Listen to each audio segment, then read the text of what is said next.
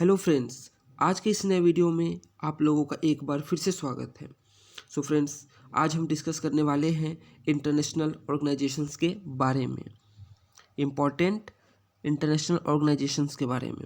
और दोस्तों, मैं आपको इस वीडियो में ट्रिक भी बताऊंगा कि किस तरीके से आप याद रख सकते हैं कि इंटरनेशनल ऑर्गेनाइजेशंस के हेडक्वार्टर कहाँ पे हैं। और दोस्तों, पार्ट 2 क्यों? तो ऑलरेडी इस पे एक वीडियो चैनल पे अपलोड हो चुका है दोस्तों, उस वीडियो का लिंक आपको डिस्क्रिप्शन में मिल जाएगा। तो चलिए दोस्तों, वीडियो को अब शुरू करते हैं। पहला है हमारा ऑर्गेनाइजेशन आज के वीडियो का, UNICEF. Full form United Nation Children's Fund. इसका हेडक्वार्टर कहाँ पे है? New York, USA. किस ईयर में इसकी स्थापना की गई है? तो इसका आंसर है 1946।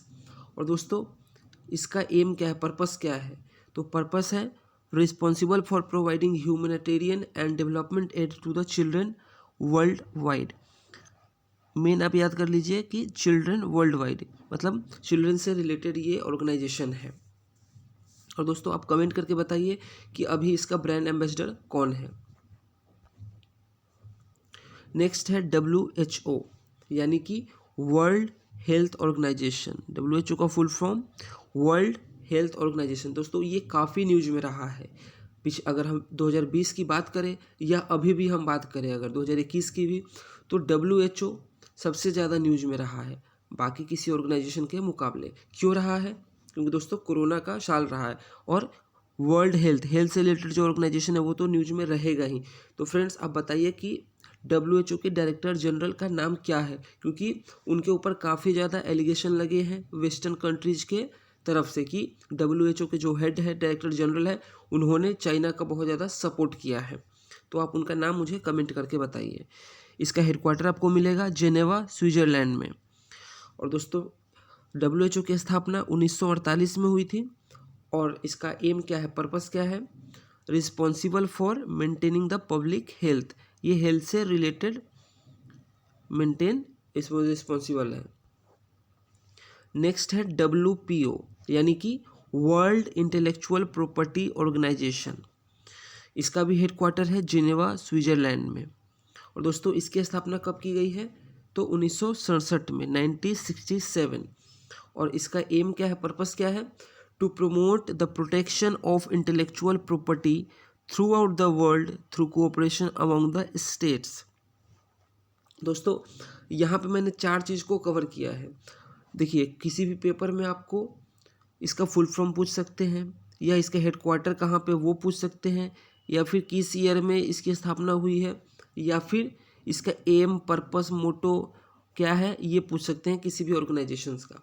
तो दोस्तों, आप किसी भी पेपर में बैठे हैं, ऑर्गेनाइजेशन से रिलेटेड एक क्वेश्चन आपको ज़रूर मिलेगा।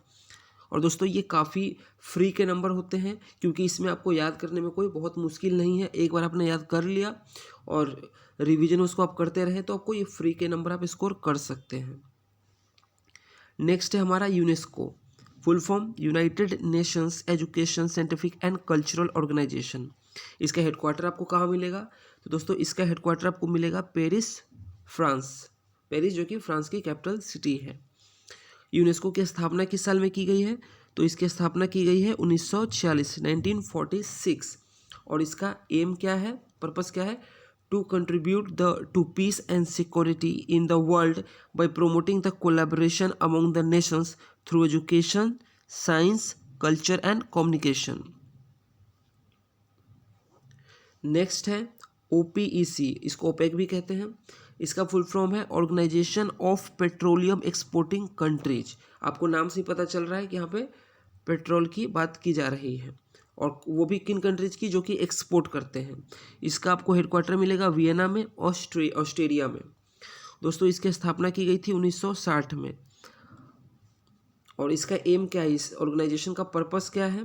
तो इसका पर्पस है coordinate and unify the petroleum policies. ये लोग मिलकर पेट्रोलियम पॉलिसीज बनाते हैं of its member countries and ensure the stabilization of oil market. तेल के बाजार में एक स्थिरता बनी रहे, उसके लिए ये लोग कोऑर्डिनेट करते हैं और एक यूनिफाइड पेट्रोलियम पॉलिसीज तैयार करते हैं। नेक्स्ट है ICJ, यानी कि इंटरनेशनल कोर्ट ऑफ जस्टिस। आपको नाम से पता चल रहा होगा कि ये यहाँ पे हम जस्टिस की बात कर रहे हैं, क्योंकि इसका फुल फॉर्म है इंटरनेशनल कोर्ट ऑफ जस्टिस। इसका हेडक्वार्टर आपको मिलेगा द नीदरलैंड में, the Hague city the Netherlands. इसकी स्थापना की गई है 1945 में और इसका पर्पस क्या है? Settle the disputes between the states and give advisory opinion on international legal issues. तो दोस्तों आपको याद रखना है किसी भी ऑर्गेनाइजेशन के कम से कम ये 4 चीज़ तो आपको याद होने ही चाहिए कि फुल फॉर्म क्या है, इसका हेडक्वार्टर आपको कहाँ मिलेगा, किस ईयर में इसकी स्थापना की गई है और इसका मकसद क्या है, पर्पस क्या है, ये आपको याद रखना पड़ेगा। नेक्स्ट है हमारा WADA, वाडा। इसका फुल फॉर्म हो गया वर्ल्ड एंटी डोपिंग एजेंसी। इसका हेडक्वार्टर आपको मिलेगा मॉन्ट्रियल कनाडा में। इसकी स्थापना की गई है 1999 में। और क्यों स्थापना की गई, इसका मकसद क्या है? To promote, coordinate and monitor the fight against the drugs in sports. अब दोस्तों कई बार क्या होता है कि जो स्पोर्ट्स पर्सन होते हैं वो ड्रग्स, खासकर वो ड्रग्स जो कि बैन किया गया है, तो वो ड्रग्स ले लेते हैं अपने परफॉर्मेंस को इम्प्रूव करने के लिए, अपने स्टेमिना को बढ़ाने के लिए। तो उस चीज़ को कम किया जाए, उसको मॉनिटर किया जाए, तो उसके लिए एक एजेंसी बनाया गया जिसका नाम है WADA, वाडा, वर्ल्ड एंटी डोपिंग एजेंसी। दोस्तों सेम यही काम करने के लिए यही फंक्शन है, इंडिया में भी एक एजेंसी है। तो उस एजेंसी का क्या नाम है, पर्पस उसका भी सेम है, to promote, coordinate and monitor the fight against the drugs in sports, but वो इंडिया का है, ये तो वर्ल्ड का हो गया, इसलिए इसका नाम भी है वर्ल्ड एंटी डोपिंग एजेंसी। तो इंडिया की वो कौन सी एजेंसी है जो स्पोर्ट्स में ड्रग्स को मॉनिटर करती है, आप उसका नाम कमेंट करके ज़रूर बताइए।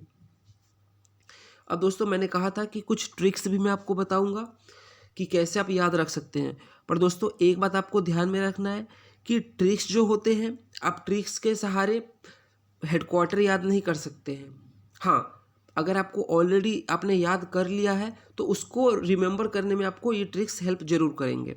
अब दोस्तों वो ऑर्गेनाइजेशंस जो रिलेटेड है एजुकेशन और इकोनॉमी से, उसका हेडक्वार्टर आपको मिलेगा पेरिस में, जैसे कि यूनेस्को एंड OECD। अब यहाँ पे देख सकते हैं कि एजुकेशनल बात हो रही है और इकोनॉमी की बात हो रही है।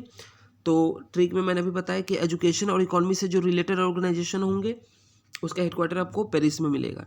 नेक्स्ट ट्रिक है कि industrial development, petroleum, atomic research, अगर इनसे रिलेटेड अगर आपको कोई ऑर्गेनाइजेशन की बात हो रही है तो आप उसका आंसर लिख सकते हैं वियना, कि उस ऑर्गेनाइजेशन का हेडक्वार्टर आपको वियना में मिलेगा। जैसे कि एग्जांपल दे रखा है OPEC, Organization of Petroleum Exporting Countries. यहाँ पे ये पेट्रोलियम वर्ड आ रहा है, तो आपको यहाँ समझ जाना चाहिए कि इसका हेडक्वार्टर आपको वियना में मिलेगा। अब दोस्तों अभी मैंने पीछे यहाँ पे देखिए OPEC मैंने यहाँ पे डिस्कस किया था, तो मैंने यहाँ पे आपको बताया था कि इसका जो हेडक्वार्टर है वो है वियना, ऑस्ट्रेलिया में। तो आपको यहाँ ट्रिक से भी आप याद रख सकते हैं। नेक्स्ट है कि मनी से रिलेटेड जो ऑर्गेनाइजेशन होगा उसका हेडक्वार्टर आपको मिलेगा वाशिंगटन DC यानी कि USA में। For example world bank and international monetary fund. अब दोस्तों इन दोनों के बारे में मैंने पिछले वीडियो में डिस्कस किया था, आप वो वीडियो जरूर जाकर देखिए। नेक्स्ट है कि ऑर्गेनाइजेशन जो कि जिसका स्टार्टिंग हो रहा है वर्ल्ड से और एंडिंग हो रहा है ऑर्गेनाइजेशन से, वैसे जो ऑर्गेनाइजेशंस होते हैं उसका हेडक्वार्टर आपको मिलेगा जिनेवा, स्विट्जरलैंड में। For example WHO, World Health Organization, ये मैंने इस वीडियो में डिस्कस किया है आपके साथ। World Meteorological Organization, World Intellectual Property Organization. तो वर्ल्ड से देखिए तीनों में ही वर्ल्ड से शुरुआत हो रहा है और ऑर्गेनाइजेशन से एंड हो रहा है।